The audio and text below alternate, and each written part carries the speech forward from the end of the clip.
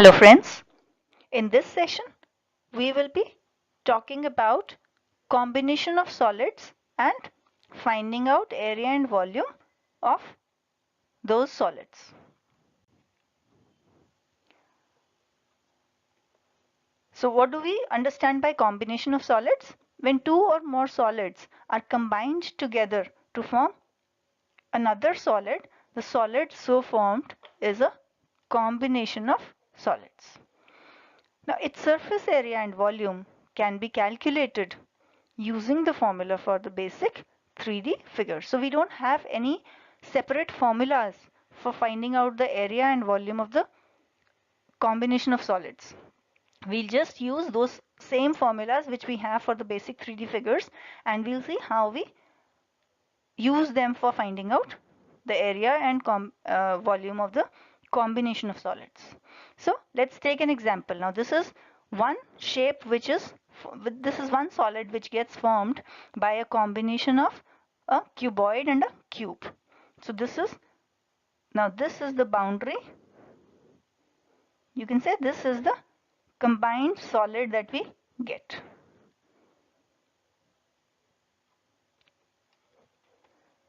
This is another one. This is an example of a ice cream cone where we have this cone which is there, and then this is the semicircle which is placed on the cone, and then we could have something like a cuboid placed over a cylinder. So this is not actually placed. This is the new solid shape which is formed.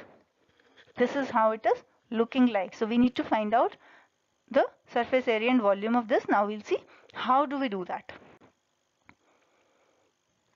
So first we'll take up finding out surface area of these kind of solids.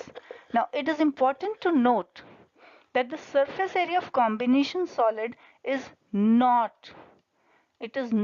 simply the addition of the surface area of the constituent solids.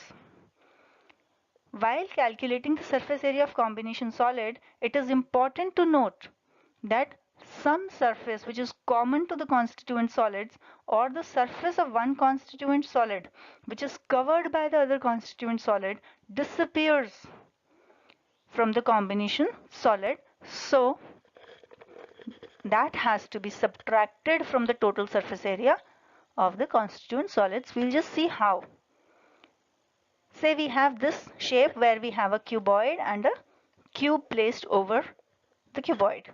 Now in this we can see that the base of the cube is covered, and that is covering the same area of the cuboid top surface. So that would mean that if we are to find out the surface area of this solid, we cannot simply add the surface area of the cube and the cuboid, because that is not what the total surface area of this combination solid is. So what is getting removed is twice of the surface area of the base of the cube. So that would mean we will add the surface area of the cube and the cuboid, and we'll subtract 2 times the surface area of the base of the cube. Similarly, in case of this ice cream cone, we'll not add the area of the cone and the hemisphere. In case of a hemisphere, we have this area of the cone, the top surface of the cone. That area is being covered by the same of the hemisphere, this ice cream which is placed over it. So we'll have to subtract twice of that area from the total surface area. Similar would be the case in this case where we have a cuboid placed over the cylinder. So we'll take the total surface area of the cylinder, we'll add it to the total surface area of the cuboid, and we'll subtract 2 times the area of the base of the cuboid.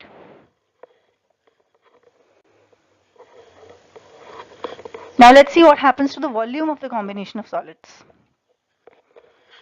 Now this is treated a little differently Unlike surface area of the combination solids, the volume of the combination solid would simply be addition of the volume of the constituent solids, as long as they're just placed one above the other. If one, say for example, we have this, and if we have another of this submerged in it, now that is not what we're talking about when we are saying combination solids. Then it's a different thing. But if we have a cylinder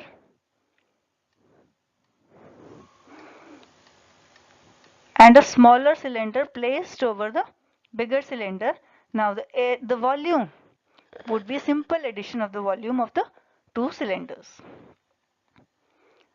So if we have a cube over the cuboid, the volume of the cube is added to the volume of the cuboid to get the volume of this combination solid.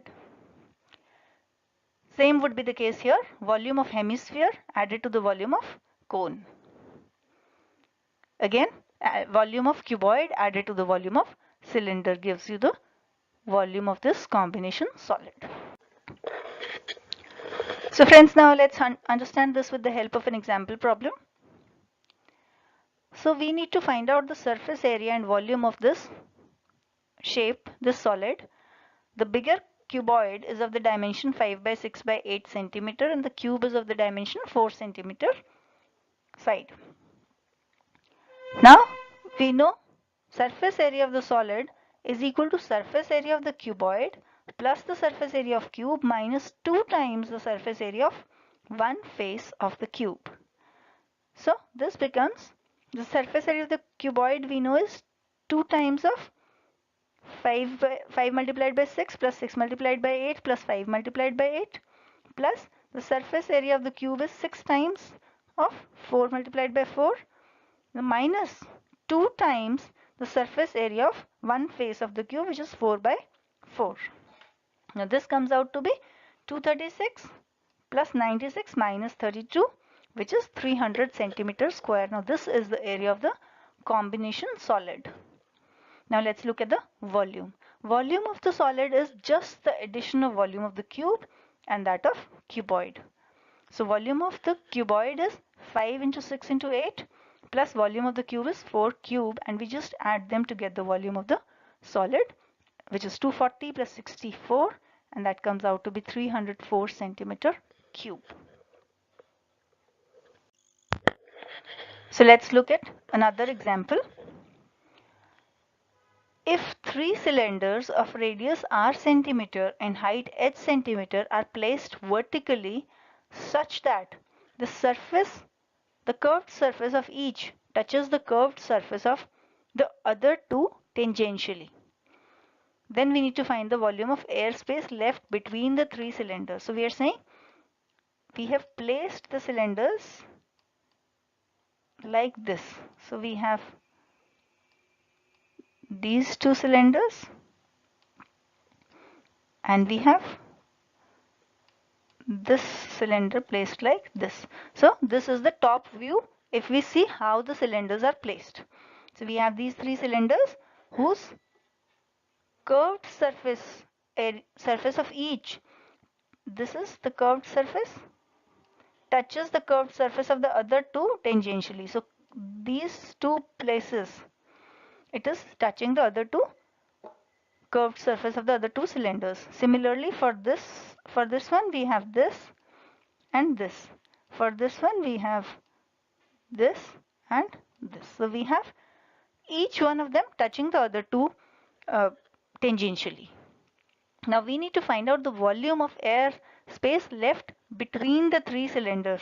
So we need to find out the volume of airspace. So this is the airspace which is left with a height of h centimeter. We need to find out its volume. So let's see how will we do that. Now space left between the cylinder is equal to the area of this space, the one that we've marked orange, multiplied by the height of the cylinder. Now we know the height of the cylinder, but we need to find out the area of this space between this cylinder. Now this is if we can see from this figure, we see that this is area of the triangle minus the area of these sectors of the three circles.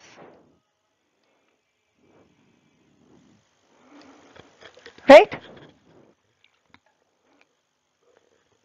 Now we know triangle is an equilateral triangle with side 2r, because this is r.